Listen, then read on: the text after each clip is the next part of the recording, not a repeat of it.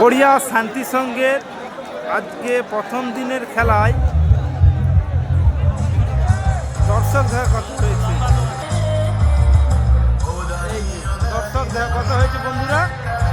দুটো 4 চাকা প্লাস দুটো বাইক। আজকের খেলার আকর্ষণীয় প্রাইজ দুটো 4 চাকা দুটো বাইক। কোরিয়া শান্তি সংঘর আয়োজিত 2 দিনব্যাপী ক্রীড়ানুষ্ঠানে এই দেখো দর্শক দেখা কত হয়েছে।